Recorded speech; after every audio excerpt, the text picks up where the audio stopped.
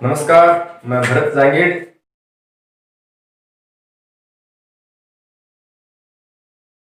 हम पढ़ रहे थे कक्षा 10th के चैप्टर जो वैदिक गणित है, उसमें चैप्टर फर्स्ट हमने जोड़ कर लिया था, बाकी कर ली थी, गुणन कर लिया था। आज हम पढ़ेंगे भाग। आज हम पढ़ने जा रहे हैं वैदिक जो गणित है, ठीक है, उसके अंदर आज हम पढ़ेंगे भाग कि भाग कैसे लगाएं वैदिक गणित से। ठीक है, तो भाग हमें लगाना है। तो भाग कैसे लगाएं? भाग लगाने से पहले आप लोगों को पता होना चाहिए कि भाज्य क्या होता है, भाजक क्या होता है, भागफल क्या होता है और शेषफल क्या होते हैं। तो देखो, जो भाग होता है उसके लिए एक तो होता है भाज्य और एक होता है भाजक और एक होता है भागफल और एक होता है शेषफल। तो देखो, इनको समझने के लिए आप एक एग्जाम्पल बताता हूं मैं। जैसे मान लो कि 9 हमने लिखा, 9 में हम भाग लगा रहे हैं, 2 का भाग जाता है 4 बार। उसके बाद में घटाने पर तो शेषफल आता है 1। बात करते हैं कि यहाँ पर भाज्य कौन सा है, भाजक कौन सा और शेषफल कौन सा है। तो देखो, जो 2 है वो तो है भाजक, जो 9 है वो है भाज्य और जो 4 है वो है भागफल और जो 1 है वो है शेषफल, वो है शेषफल। तो देखो, जिस संख्या का भाग लगाते हैं वह होता है भाजक और जिसमें भाग लगाते हैं, जिस संख्या में भाग लगाते हैं वह होता है भाज्य और जो भाग लगाने पर फल प्राप्त होता है वो होता है भागफल और जो संख्या बच गई घटाने पर वो क्या, शेषफल होती है। अब देखो, बात करते हैं कि वैदिक गणित के अंदर भाग कैसे लगाएं, जिसका मेथड रहेगा दवजांक।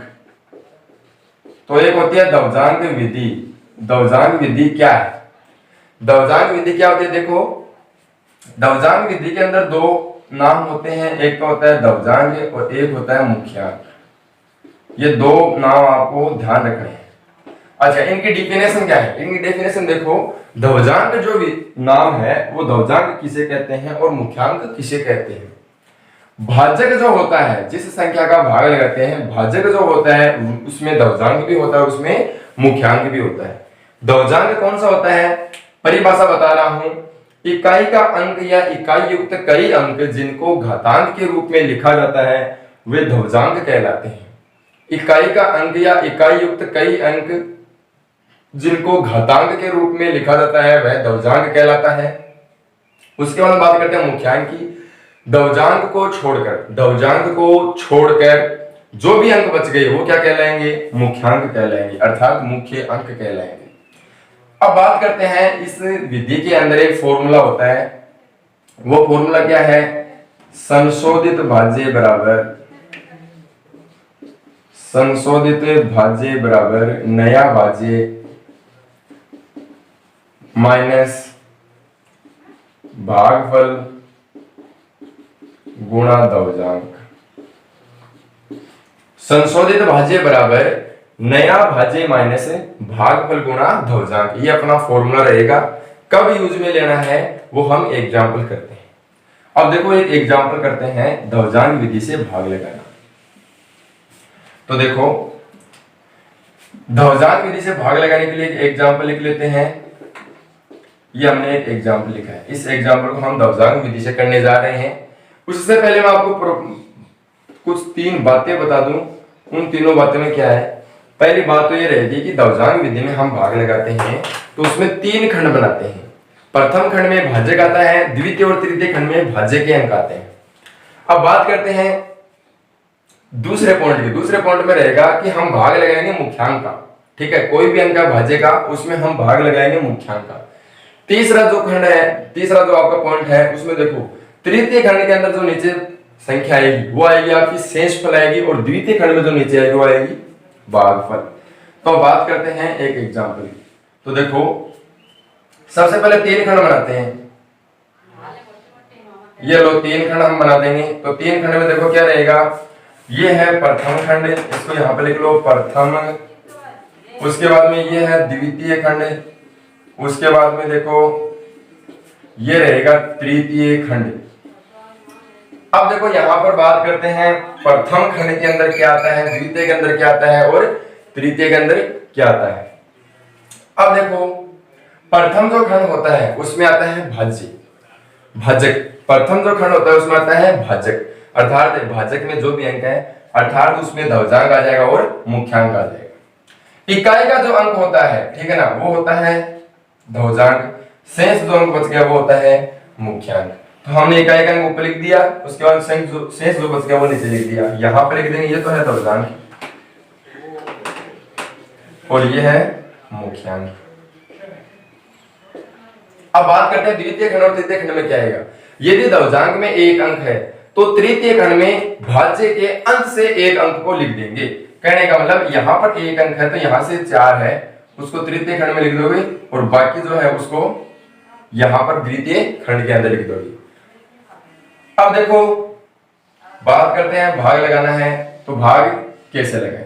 भाग लगाने के लिए क्या रहेगा कि जो संख्या है अपने द्वितीय खंड के अंदर, उसके अंदर हम भाग लगाते हैं मुख्यांक का। कहने का मतलब पहली संख्या क्या है 12, तो 12 के अंदर भाग किसका लगाएंगे 4 का लगाएंगे।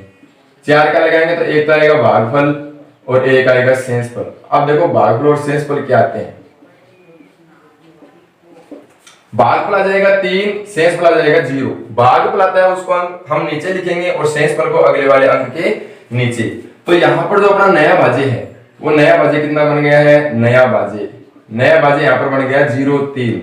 नया भाज्य बनने के बाद में क्या करेंगे, संशोधित भाज्य बराबर नया भाज्य माइनस भागफल गुणा ध्वजांक। नया भाज्य माइनस भागफल गुणा ध्वजांक। अब देखो यहां पर जो आपका नया भाज्य है उसका हम संशोधन करेंगे। यदि हम संशोधन करते हैं, यदि वो संशोधन माइनस में आ जाएगा, अर्थात संशोधन करने के बाद जो संख्या आती है वो माइनस में आ जाती है, तब हम क्या करेंगे, तब हम उस संख्या में वापस पुनः है जो भाग हमने लगाया वो एक बार हम कम लगाएंगे।